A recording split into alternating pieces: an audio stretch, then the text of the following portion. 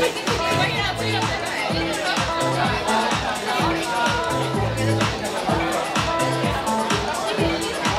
so Marcus Word here, aka Jamaican Japan. I'm at Pecha Kucha number 77. I have my beer. Getting ready to present at 34. It's interesting, a lot of creative types there, and I'm just gonna help the product trying to do my best now. Have fun doing it, so I'll see you in about an hour.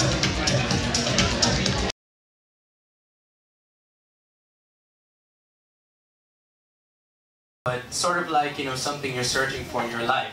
So your entitled design is what you're trying to kind of find as a creative individual. So my story kind of starts 3 years ago. So 3 years ago, you know, I went to Barcelona. And you're going to see a picture I took there. And this picture represents for me the moment when I really took steps towards my creative journey. I had a lot of questions going on in my brain, and I was wondering what I wanted to do. And for some reason, this picture like speaks to me about that moment when I started. And usually when you have question marks over your head, you have no labels. You're asking yourself, like, what am I? You know, like, who am I? What am I trying to do? Where am I trying to go? And whenever you have labels and you can't answer the question, you start thinking about your personal ambitions. You start thinking about, what am I trying to achieve? What am I trying to do? So for me, I kind of visualized ambition like this picture here. It's like a cliff with different tiers. And depending on what you're trying to achieve, you're gonna, you know, have to go to a higher level. As you search for that creative thing, your untitled design. But what's really cool about your mind is that inside you are, you know, like a multitude of ideas and concepts that are just bubbling and waiting to burst out. And luckily, we all have this creative consciousness or this creative engine called our brains or our mind that has all these ideas and stores them. And you know, when they're ready to be released, they will be released. And these ideas, I believe, you know, turn into a stream of thought, which are all these things that you see here. So most of these words that you see on the screen are things that we personally want to possess or already possess or want to achieve. And I think these are like the roots of our ambition. But, you know, what really drives us? Like, what makes us, like, you know, kick into high gear?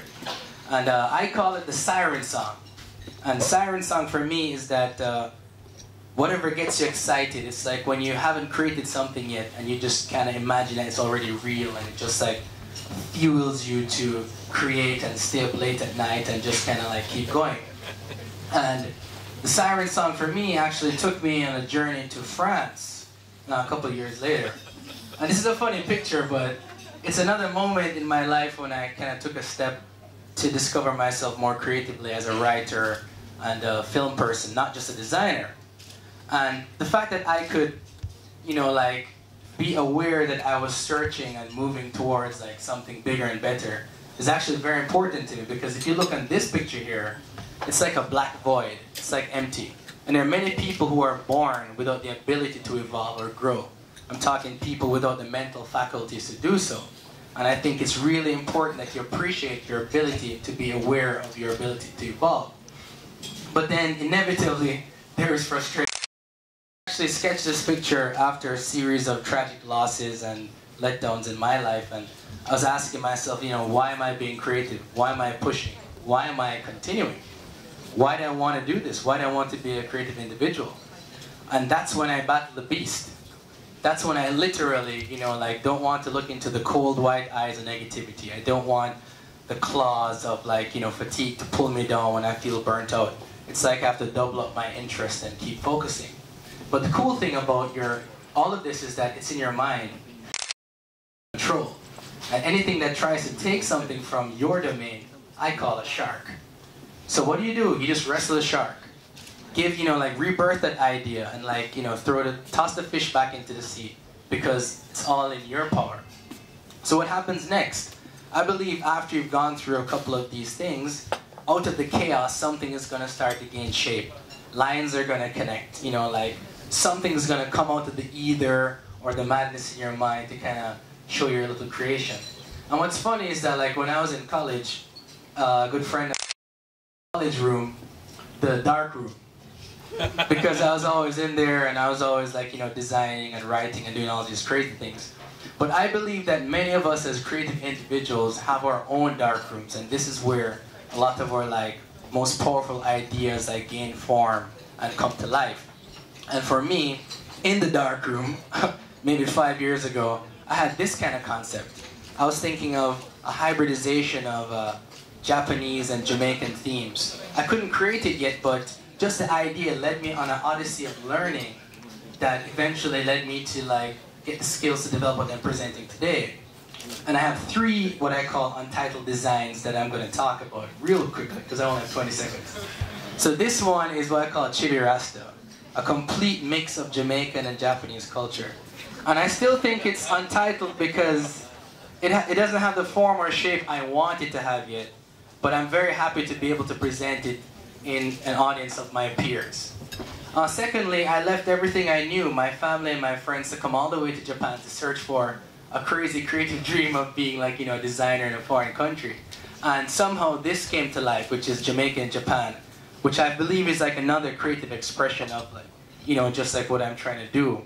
And lastly, the development of Chibi Rasta and Jamaica and Japan and other things led to this guy, Birdimus Prime. My last name is Bird. And Birdimus Prime is basically my alter ego. It's the guy who makes music and the guy who stays in his room for weeks on end. It's a way to kind of offload some of my creative ability into another personality. But lastly, my head is from Deepak Chopra. In an audio I listened about manifesting your destiny. And he said, listen to your heart. And I believe that listening to your heart is actually very important. Because, I listened to my heart a few times and I always felt like it led me in the right direction. But, lastly, I'd just like to thank everyone here.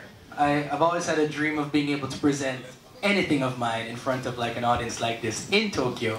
And now I've had my chance finally. So thanks to Pecha Kucha and everybody here for the ability to, talk for 6 minutes and 40 seconds about, something I thought of a couple weeks ago.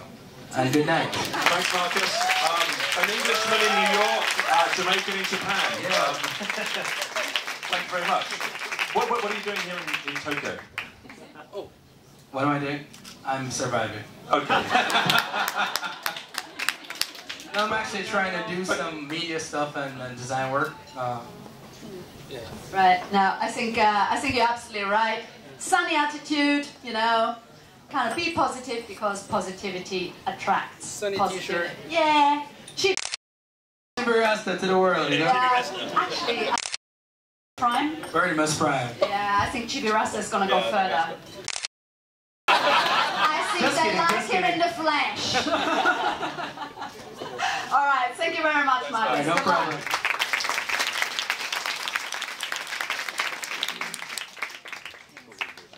And next we have Maimura-san and the New Market. Wow. Where are you, Maimura-san?